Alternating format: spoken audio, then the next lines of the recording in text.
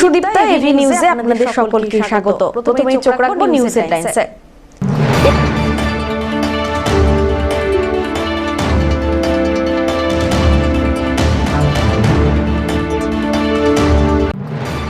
Jalpaiguri road station থেকে এক নাবালিকাকে উদ্ধার করল আরপিএফ এর তৎপরতায় ট্রাফিকিং এর হাত থেকে রক্ষা পেল নাবালিকা।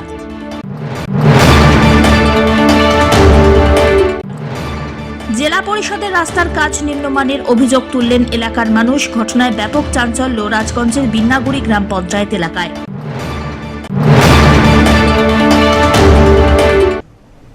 এবার আসছে বিস্তারিত সংবাদে।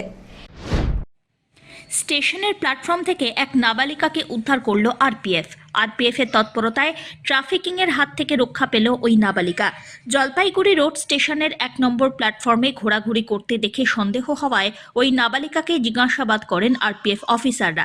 তারা জানতে পারেন নাবালিকার মা বাবা নেই, সে শান্তিপাড়ায় মাসির বাড়ি থাকে। নাবালিকা বাড়িতে রাগ দেখিয়ে পালিয়ে এসেছে। এরপরে আরপিএফ নাবালিকাকে জিজ্ঞাসাবাদ করে পরিবারের লোকজনদের অফিসে ডাকা হয়। বুধবার জলপাইগুড়ি রোড স্টেশনে আরপিএফ আধিকারিক জানিয়েছেন, মেয়েটি যেহেতু নাবালিকা এবং বাড়ি থেকে পালিয়ে এসেছে, তাই নিয়ম অনুযায়ী প্রথমে তাকে হোমে পাঠানো হয়েছে। তারপর সবকিছু ঠিকঠাক থাকলে তুলে দেওয়া হবে বাড়ির লোকের হাতে। আমরা কালকে রুটিন চেকিং এ গেছিলাম জলপাইগুড়ি স্টেশনে, চেক করছিলাম। চেক করার সময় দেখলাম একটা মেয়ে বসে আছে। তারপর আমরা জিজ্ঞেস করার পর মেয়েটা মানে ভাগার চেষ্টা করছিল, চলে যাবো আমি। তারপরে মেয়েটাকে ডাকলাম, ডাকার পর মেয়েটাকে জিজ্ঞেস করা হলো যে তুমি কোথা থেকে এসছো। ও বললো শান্তিপাড়া থেকে আসছে, মাসির বাড়িতে থাকে, বাবা মা নেই। তারপর সেই মাসির কাছে, মাসির সঙ্গে কোনো ঝামেলা হয়েছে, ঝামেলা চলে এসে ও বলছে যে আমি 16 বছরের মেয়ে। ও বলছে আমি ভাড়া একটা ঘর নিব, ভাড়া ঘরে আমি থাকবো। অনেক জিজ্ঞেস করার পর তারপর মাসিকেও খবর দিল, মাসি আসলো। আবার আমাদের মাসিকে তো আমরা তো গার্জিয়ানকে মানে দিতে পারি না, যেহেতু মাইনর, যার জন্য পরে আমরা তাকে অনুভব হোমে, আমাদের ফর্মালিটি পুরো করার পরে অনুভব হোমে দিয়ে আসলাম। তাহলে কি মেয়েটা হয়তো কোনো ট্রাফিকিং হতে পারতো, এইভাবে চলে গেলে কোনো একটা প্রবলেম হতে পারতো না? থাকলে সে তো যদি ট্রেনে যেত বা কোনো কিছু হতেই পারতো, সেটা তো টিকিট কিছু হয়নি। আমরা তাকে টিকিট কেটেছিল, টিকিট বিরাট না টিকিট কাটেনি। ও এখানেই কোথায় ভাড়া করছিল, আমি ভাড়া থাকবো, মাসির কাছে থাকবো না। মানে বাড়িতে একটু প্রবলেম হয়েছিল মাসির বাড়িতে নাকি? বলছিল মাসি একটু বকাঝকা করেছে। আচ্ছা, কোন ট্রেনে, কোথায় ট্রেনটা, কখন? ট্রেনে না, আমরা 1 নম্বর প্ল্যাটফর্মে পেয়েছিলাম। অমিত বণিকের রিপোর্ট, এভি নিউজ।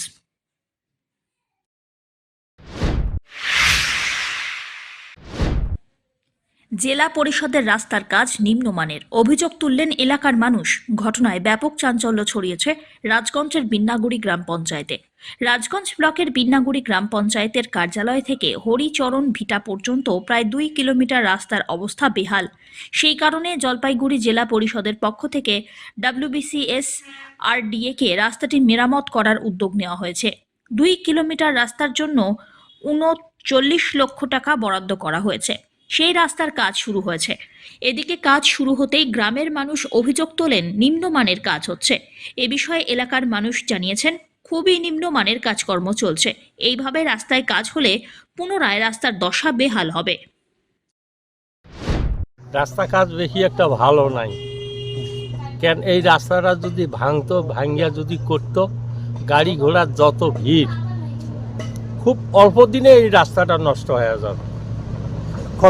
কিচ্ছু জানাজানি নাই, আমরা পাবলিক জানি না যে কত টাকার কাজ হচ্ছে না হচ্ছে, না কিচ্ছু লাগায় নেই, এমনিভাবে সাধারণভাবে হইতেছে। কাজটা কেমন হচ্ছে? কাজটা একদম নর্মাল কাজ হইতেছে, একদম নরমাল। একদম নর্মাল। কি দেখে বোঝা যাচ্ছে নরমাল? ওই যে ওখানে একটু করছে, তাই ওইটাতে টের পাওয়া যাইতেছে খুব হালকাভাবে কাজ হচ্ছে। কি হলে সুবিধা হবে তাহলে? মজবুতভাবে হলে লাস্টিংটা বেশি দিবে, আমাদেরও সুবিধা হবে পাবলিকের। আচ্ছা, ডেলি এই রাস্তা গাড়ি যায়, বহুত গাড়ি যায়, গাড়ি চলে, ডাম্পার চলে বহুত। রাস্তার কাজ কেমন আর হবে, যেরকম কি বলবো আমরা এখন। ভালো হচ্ছে কি? ভালো আর কই হচ্ছে, রাস্তা তো 2 দিনও টিকে না, না ভেঙে যায়। সেটা তো এখন আমরা জানি না না কত টাকার কাজ হচ্ছে বা কি হচ্ছে। কাজে কোনো কিছু লাগানো হয় না এই সাইনবোর্ড। কি ভালো করে বানাইলে ভালো হতো, ভেঙে যদি আবার বানানো হতো নতুন করে। মানে ভেঙে ভেঙে কাজ এই বিষয় হচ্ছে, ওটার উপর দিয়ে হচ্ছে। আগে যা ছিল তার উপর দিয়ে কাজ হ্যাঁ, কাজ হচ্ছে। অপরদিকে রাস্তার কাজ নিয়ে বিন্নাগুড়ি গ্রাম পঞ্চায়েতের প্রধান সামিজউদ্দিন আহমেদ জানান, তাদের কাছে অভিযোগ এসেছে রাস্তার কাজ নিয়ে, সেই কারণেই কাজ বন্ধ করে দেওয়া হয়েছে। তো দীর্ঘদিন পর শুরু হয়নি, রাস্তাটা অনেক দিন আগেই হয়েছিল। রাস্তাটা একটু মাঝখানটা খারাপ ছিল, এটাকে রিপেয়ার করা হচ্ছে। রাস্তাটাকে এটা কিন্তু রিপেয়ারের কাজ, এটা রাস্তা রিপেয়ার করা হচ্ছে। আমরা শুনছি রাস্তাটার কাজ কালকে, আমি নিজেও কন্ট্রাক্টরকে বলছি যে অনেকটা অভিযোগ আছে, বলা হয়েছে যদি ভালো না হয় সেটা আমরা দেখব। রাজগঞ্জ থেকে সুস্মিতা চন্দ্রের রিপোর্ট, এভি নিউজ।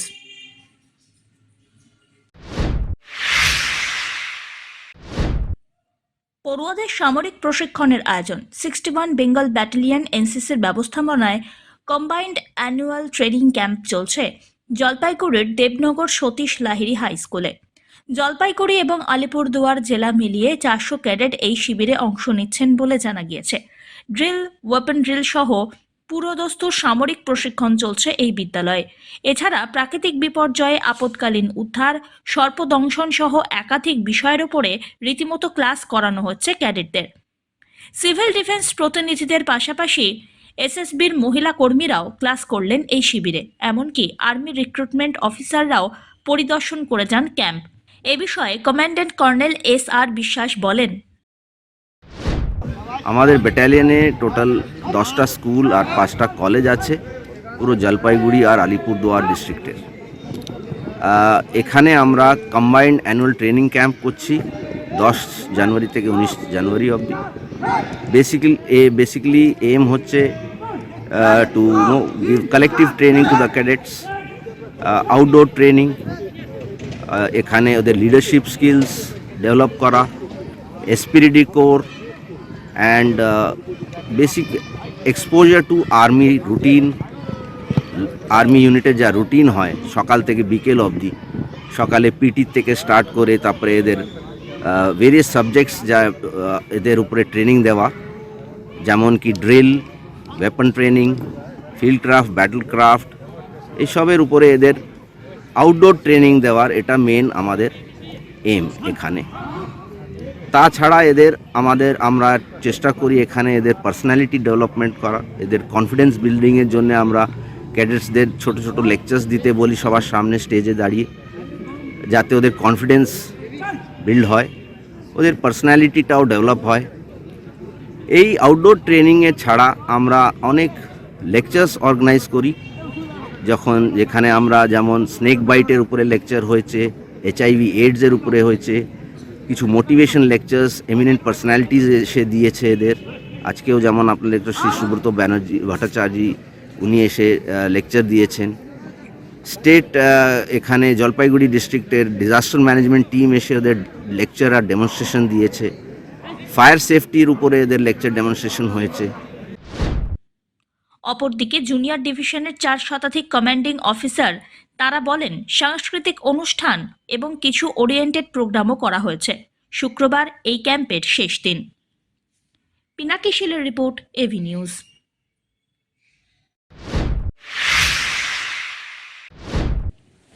ড্রাগস এবং ব্রাউন সুগারের মতো নেশায় আসক্ত হচ্ছেন 12 নম্বর ওয়ার্ডের জয়ন্তীপাড়ার যুব সমাজ। এই অভিযোগে জলপাইগুড়ির কোতোয়ালি থানায় একটি স্মারকলিপি প্রদান করলেন এলাকার মানুষ। জয়ন্তীপাড়ার জনা 30 মানুষ এসপি অফিসে গিয়ে ব্রাউন সুগারের বারবারন্ত নিয়ে অভিযোগ জানিয়েছেন। পরে রাত্রিবেলায় এসে স্মারকলিপিও প্রদান করেন। জয়ন্তীপাড়ার বাসিন্দা জয় চক্রবর্তী অভিযোগ করেছেন, স্টেশন চত্বর থেকে শুরু করে হাই স্কুলের মাঠের চারপাশ দিয়ে চলে আসছে ড্রাগস এবং ব্রাউন সুগারের নেশা। নেশার খরচ জোগাতে ছিনতাইয়ের প্রবণতাও বাড়ছে ওই এলাকায়। বাড়ির মহিলারা রাস্তা দিয়ে যেতে সংশয় বোধ করেন, তাই বাধ্য হয়ে পুলিশের দ্বারস্থ হয়েছেন তারা। আমরা আসলাম আমাদের অ্যাকচুয়ালি 12 নম্বর ওয়ার্ডে আমাদের বাড়ি। এখানকার যারা আসছে প্রত্যেকেরই বাড়ি 12 নম্বর ওয়ার্ডে। যে 12 নম্বর ওয়ার্ডে স্টেশন চত্বরটা, জয়ন্তীপাড়া, জলপাইগুড়ি হাই স্কুলের পুকুর, ওদিকে হচ্ছে রেল কোয়ার্টার, এই এরিয়াগুলো এখন এমনভাবে মাদক আসক্ত হয়ে গেছে, ওখানকার লোকাল ছেলে এবং কিছু বাইরের ছেলে পেলে এরা সকাল 6টার থেকে দুপুরবেলা 2টোর সময় গেলে, রাত্রি 8টার সময় গেলে, রাত্রি 10টার সময় গেলে এদেরও পাওয়া যাবে। এবং এদের এই দৌরাত্মের জন্য দিন দুপুরেও মহিলারা ওখান থেকে যেতে ভয় পাচ্ছে। রাত্রিবেলা তো আপনি ছেড়ে দিন, 8টার পরে তো কোনো একটা মহিলা তো ছাড়, কোনো একটা ছেলে ওখান থেকে যেতে পারবে না। আজকে মোবাইল ছিনতাই, কালকে ওর মানিব্যাগ চুরি। কারা করছে এরা? এটা যারা ওখানকে বসে নেশা করছে, কি নেশা করছে? সব ধরনের ড্রাগ থেকে শুরু করে লিকুইড তো এখন আর করে না এরা, এটা ট্যাবলেট ড্রাগ এসব টাইপের নেশা এরা করছে। কোথা থেকে পাচ্ছে? এটা তো এখন ওরা যারা করছে এখন ওরাই ইয়ে করতে পারবে। কোথেকে আসে এরা, আপনাদের কি অনুমান? এরা কিছু হচ্ছে ওখানকারই স্থায়ী লোকাল কিছু ছেলে পেলে, আর হচ্ছে কিছু বাইরে, তাদের কিছু সাঙ্গপাঙ্গ বন্ধু বান্ধব, তারা বাইরে কিছু। আপনারা কি করলেন এখন? আমরা এখন থানায় একটা ম্যাট্রিবিউশন জমা দিলাম, এছাড়া আজকে ডিএম অফিসেও জমা দিয়েছি এবং এসপি অফিসেও জমা দিয়েছি আজকে। তারপর আজকে এখন রাত্রি বললেন উনি আশ্বাস দিলেন যে ঠিক আছে ব্যাপারটা দেখব। অন্যদিকে মীনা দাসের যুক্তি, এই ব্রাউন সুগারের নেশায় শেষ হয়ে যাচ্ছে নতুন প্রজন্ম। ছেলেদের পাশাপাশি মেয়েরাও এই জালে পা দিচ্ছেন। টাকা জোগাড় করতে না পারলে বাড়ির লোকজনকে মারধর করা হচ্ছে। এ বিষয়ে পুলিশি হস্তক্ষেপের কারণেই জয়ন্তী পাড়ার সকলে মিলে থানায় অভিযোগ দায়ের করেছেন বলে জানা গিয়েছে। আমরা আমাদের একটাই অভিযোগ যে হচ্ছে আমাদের এটাই দাবি এখানটায় যে বিএস বিক্রিটা করা বন্ধ হোক, খাওয়া বন্ধ হোক। কোথায় বিএস বিক্রি হচ্ছে? আমাদের জয়ন্তী পাড়ায়। কি হয়েছে ঘটনাটা, কি সমস্যা হচ্ছে? এই যে ছেলেপেলেরা খায়, মাদের মারতেছে, তারপর বাবাদের মারতেছে, জিনিসপত্র ভাঙাভাঙি করতেছে, দিনরাত চুরি করতেছে, শান্তি মতন ঘুমাইতে পারি না, আমরা শান্তি মতন খাইতে পারি না। কেন? ওই যে ছেলেদের অত্যাচার, মেয়েদের অত্যাচার, সবাই খাচ্ছে এখন। কি খাচ্ছে? বিএস। এটা কোথা থেকে পাচ্ছে? এটা এখন কোথা থেকে পাচ্ছে আমরা ওটা বলতে পারবো না, কিন্তু ওরা কোথা থেকে নিয়ে এসে বন্ধু বান্ধব নিয়ে বসে খাচ্ছে। তারপর অত্যাচার শুরু হচ্ছে আমাদের বাড়িতে না পাইলে। আর একটা পুরিয়ার দাম 500 টাকা। 500 টাকা না পাইলে কি করবে? তখন বাবা মাকে মারতেছে, জিনিসপত্র ভাঙাভাঙি করতেছে। এটাই আপনারা কি চাচ্ছেন? আমরা চাচ্ছি যে প্রশাসনের কাছে একটাই দাবি যে এই জিনিসটা বন্ধ করা হোক। হ্যাঁ, এই ব্রাউন সুগার বিক্রিতে কোথায় বিক্রি হচ্ছে? এটা তো আমি বলতে পারবো না মানে কোথায় বিক্রি হচ্ছে, অনুমান কোথায়? ছেলেরা নিয়ে আসতেছে, এবার 500 টাকা দিয়ে বিক্রি করতেছে। এখন কোথা থেকে ওরা নিয়ে আসে সেটা তো আমরা বলতে পারবো না। আমরা দিন দোকানদারি করি, সারাদিন দোকানদারি করে খাই। হয়তো একটা ঠাকুরের ঘট আছে, সেটাও বাইরে নিয়ে যায় বিক্রি করে, 500 টাকা দিয়ে বিক্রি করে খাচ্ছে। একটা সোনার কানে যদি কষ্ট করে বানাচ্ছি, সেটাও নিয়ে যায় বিক্রি করে খাচ্ছে। কারা এরা? মানে বাড়ির সন্তান? হ্যাঁ, বাড়ির সন্তানরাই তাই করতেছে। এবার বলতে গেলে তাদের কাছে আমরা মাইর খাচ্ছি। কত সংহতি যাত্রা নিয়ে তৃণমূলের প্রস্তুতির বৈঠক জলপাইগুড়িতে। বৃহস্পতিবার সন্ধ্যায় শহরে বাবুঘাট স্থিত জলপাইগুড়ি জেলা তৃণমূল কংগ্রেস কার্যালয়ে আয়োজিত হয় এই প্রস্তুতি বৈঠক। অন্যান্যদের মধ্যে উপস্থিত ছিলেন দলের জেলা সভানেত্রী মহুয়া গোপ, চেয়ারম্যান খগেশ্বর রায়, টাউন ব্লক সভাপতি তপন বন্দ্যোপাধ্যায়, সদরের বিধায়ক ডক্টর প্রদীপ কুমার বর্মা সহ সদ্য ব্লক সভাপতির দায়িত্ব পাওয়া বেশ কয়েকজন ব্লক নেতৃত্ব। জেলা সভাপতি মহুয়া গোপ সংবাদ মাধ্যমের প্রতিনিধিদের জানিয়েছেন, দলীয় নেত্রী মমতা বন্দ্যোপাধ্যায়ের নির্দেশে আগামী 22 জানুয়ারি রাজ্যের অন্যান্য জেলার সঙ্গেই জলপাইগুড়ি শহরেও আয়োজিত হবে সংহতি যাত্রা। এই কর্মসূচির রূপরেখা তৈরির জন্যই এই বিশেষ বৈঠক। আমরা একটা আসলে একদিকে তো নতুনদের একটা সত্যি করেই অভিনন্দন জানানো, এবং নতুন শুধু নয়, যারা পুনরায় আবার দায়িত্ব পেলেন তাদেরকে একটা অভিনন্দন জানানো প্রত্যেকটা ব্লক সভাপতিকে আমাদের। তার সাথে সাথে আমাদের এখানে উপস্থিত আমাদের আছেন মাননীয় মন্ত্রী বুলুচিক বড়াই, আমাদের জেলার চেয়ারম্যান তথা রাজগঞ্জের বিধায়ক খগেশ্বর রায় আছেন, এবং জলপাইগুড়ি বিধানসভা ক্ষেত্রের বিধায়ক ডক্টর বর্মা, আমাদের মহিলা সভানেত্রী নুরজাহান বেগম সহ আমরা যে আজকে এখানে একটু আরও সিনিয়র লিডাররা এখনও আসেননি, আমাদের ডিস্ট্রিক্টের সিনিয়র লিডারদের কয়েকজনকে এখানে ডাকা হয়েছে এই কারণে যে আগামী 22 তারিখে প্রথম যারা ব্লক সভাপতি আজকে দায়িত্ব পেলেন পুনরায় এবং নতুন করে দায়িত্ব পেলেন, প্রথম আমাদের একটা কর্মসূচি আছে, সেটা হচ্ছে আগামী 22 তারিখ। আগামী 22শে জানুয়ারি আমাদের নেত্রী, সর্বোচ্চ নেত্রী মাননীয় মমতা বন্দ্যোপাধ্যায় যে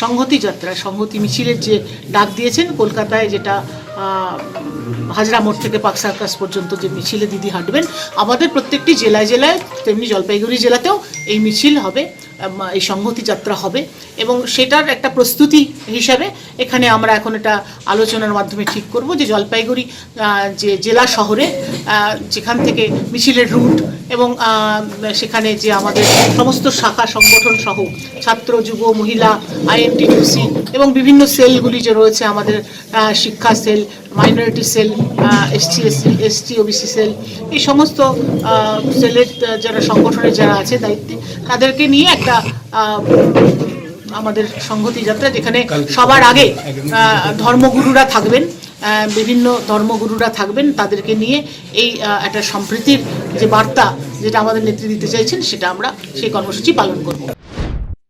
সব্যসাচী মজুমদারের রিপোর্ট, এভি নিউজ।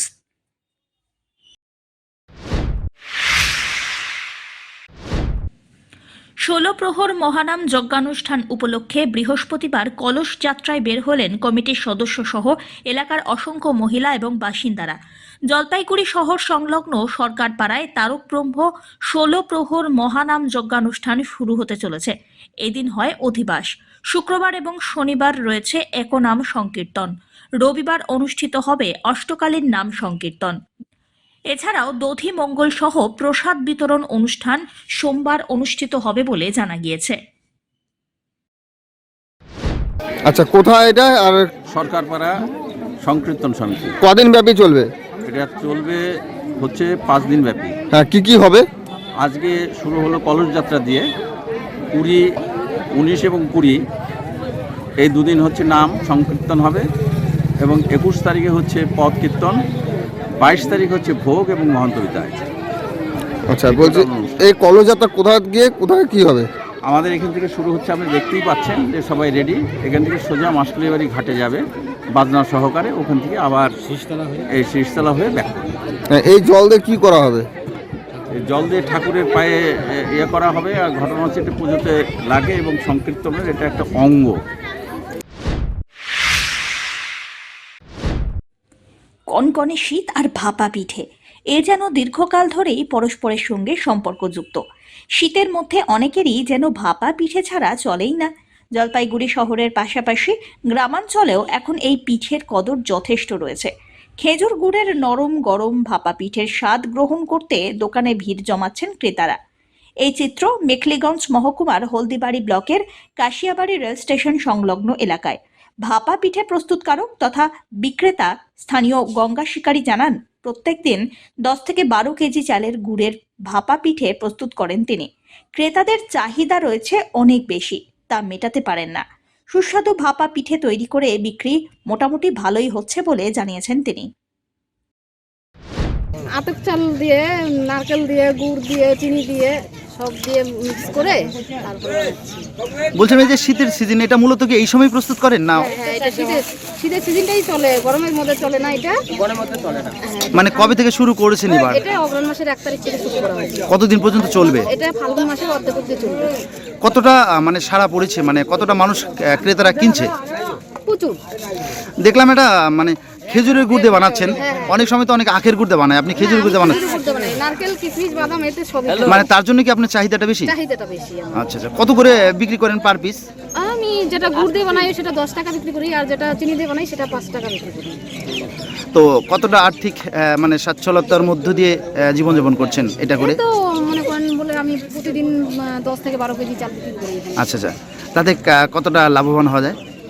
মোটামুটি 500-700 টাকা মাপ বিক্রি করা যায় না? তাই নিয়ে যাচ্ছে। বলছিলাম, এই যে ভাপা পিঠা, এটা কতটা সুস্বাদু, মানে স্বাদে গুণে পরিপূরক রয়েছে? স্বাদে সম্পূর্ণ পরিপূরক আছে। আচ্ছা, ভালো। এটা আতপ চাল গুড় দিয়ে তৈরি করা হয়। আচ্ছা আচ্ছা, তো সবাই খুব খেতে পছন্দ করে। শীতের দিনে এই জিনিসটার খুব প্রচলন আছে। সব্যসাচী মজুমদারের রিপোর্ট, এভি নিউজ।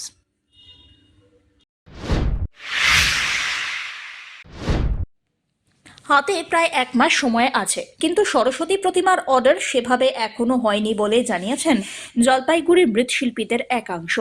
আগামী 14ই ফেব্রুয়ারি সরস্বতী পুজো। প্রতিমা গড়ার কাজে এখন শিল্পীদের ব্যস্ততা তুঙ্গে, কিন্তু আবহাওয়ার খামখেয়ালিপনার কারণে সরস্বতী প্রতিমা তৈরি করতে যথেষ্টই বেগ পেতে হচ্ছে বলে দাবি শিল্পীদের। শহরের ওল্ড পুলিশ লাইন এলাকায় একটি কারখানায় মৃৎশিল্পীদের ব্যস্ততা ছিল যথেষ্ট। শিল্পী রতন পাল জানান, সরস্বতী প্রতিমা গড়ার কাজ বেশ কিছুদিন আগেই শুরু হয়েছে। এখনও পুজোর প্রায় 1 মাস বাকি। প্রতিমার অর্ডার এখনো না হলেও আশা করা যাচ্ছে অল্প দিনের মধ্যেই অর্ডার সম্পন্ন হবে। মাটি, কাঠ সহ প্রতিমা গড়ার বিভিন্ন সরঞ্জামের দাম আগের তুলনায় বৃদ্ধি পেয়েছে। উল্লেখ্য, ঠান্ডা এবং কুয়াশার কারণে মাঝে মধ্যে কাজ করতে বেশ সমস্যা হচ্ছে, এমনটাও জানিয়েছেন শিল্পীরা। হ্যাঁ, পূজা, সরস্বতী পূজার প্রস্তুতি আমাদের শুরু হয়ে গেছে বেশ কিছুদিন আগের থেকেই। মোটামুটি আমাদের রেডিও হয়ে আসছে, আর অর্ডারপত্র এখনও আসেনি। সামনে 14 তারিখে পূজা, ফেব্রুয়ারি 14। এখন মাসখানা আগের থেকে অর্ডার হয়, কিন্তু এখনও অর্ডারপত্র আসেনি। সময় তো কিছুটা আছে। হ্যাঁ, সময় কিছুটা হাতে আছে এখনও, কেননা স্কুলগুলো তো ওটা মিটিং ফিটিংয়ের একটা ব্যাপার থাকে। সেটা আমাদের ধারণা ওই 20 তারিখের পর হয়তো স্কুলগুলো আসবে। সার্বিকভাবে কি মনে হয় দাম দাম তো অনেক বেশি হয়ে গেছে, মাটি কাঠ এগুলো তো ম্যাক্সিমাম দাম। সেটা এখন মূল্য কি হবে এখনও বুঝতে পারছি না, যদিও খরচা তো অনেক বেশি। হ্যাঁ, খরচা অনেক বেশি। এখন স্কুলগুলো আসলে তখনই বোঝা যাবে কী মূল্য পাচ্ছি। এই মুহূর্তে কতগুলো কাজে হাত দেওয়া হয়েছে? এই মুহূর্তে আমাদের বড় স্কুলের জন্য গোটা 20-25 আরম্ভ করা হয়ে গেছে, প্রায় রেডির পথে। আশা করা যায় কি যে বাজার জমবে, মানে এই মুহূর্তে দাঁড়িয়ে কি বলা যায়? হইতে লাগে, কেননা বাজারে সব কিছু যখন দাম বেড়ে গেছে, সেই হিসাবে তো বৃদ্ধি হইতেই লাগে। সেটা যেইখানেই যাক মূল্যটা একই রকম ধরনেরই আসবে। হ্যাঁ, কাজের উপরে তো কিছুটা মূল্য নির্ধারণ করে, সেটা ভালো ভালো জায়গায় গেলে তো ভালো পয়সা দিতেই হবে। মাঝে মধ্যে কুয়াশা হচ্ছে, তারপরে হ্যাঁ, ঠান্ডাটা তো খুবই বেশি। ঠান্ডাটা খুবই বেশি। আমাদের কাজটা প্রথম দিকে যা আগাই ছিল, মাঝখানে একটু ঢিলা হয়ে গেছে, কেননা আমি বেশি ঠান্ডা। আবার হয়তো ঠান্ডা কাটিয়ে যাবে, তখন হয়তো মানে এই যে রোদ কুয়াশার জন্য মাঝে মধ্যে একটু সমস্যা হচ্ছে কি? হ্যাঁ, সমস্যা হচ্ছে তো। ঠান্ডাটা বেশি, কিন্তু কুয়াশায় কাজ করা যায় না, সকালে ঠান্ডায় তো কাজ ধরাই যায় না। সব্যসাচী মজুমদারের রিপোর্ট, এভি নিউজ।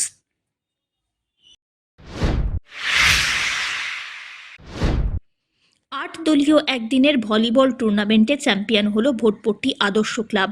ফাইনালে তারা চ্যাংড়াবান্ধা একাদশকে পরাজিত করেন। বুধবার হেলাপাকড়ির টাইটানিক ক্লাবের ব্যবস্থাপনায় স্বর্গীয়া বৃন্দাদেবী প্রসাদ কানু চ্যাম্পিয়ন এবং স্বর্গীয়া সাবিত্রী প্রসাদ কানু রানার্স ট্রফি 8 দলীয় নকআউট ভলিবল টুর্নামেন্টের আয়োজন করা হয়। ভোটপট্টি আদর্শ ক্লাব, চ্যাংড়াবান্ধা একাদশ, বার্নিশ একাদশ, বাকালি একাদশ, ধূপগুড়ি একাদশ, মেখলিগঞ্জ একাদশ, কাট্টিমারি একাদশ এবং আয়োজক হেলাপাকড়ি টাইটানিক ক্লাব, এই 8টি দল তাতে অংশগ্রহণ করে।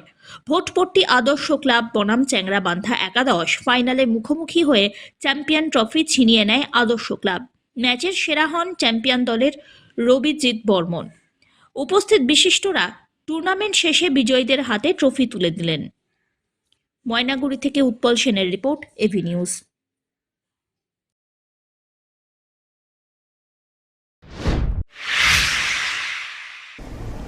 শেষ করবার আগে নিউজ হেডলাইন্স আরো একবার।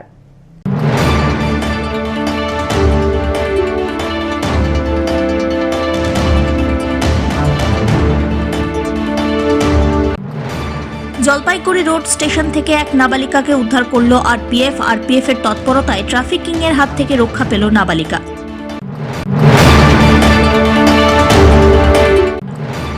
জেলা পরিষদের রাস্তার কাজ নিম্নমানের অভিযোগ তুললেন এলাকার মানুষ। ঘটনায় ব্যাপক চাঞ্চল্য রাজগঞ্জের বিন্নাগুড়ি গ্রাম পঞ্চায়েত এলাকায়।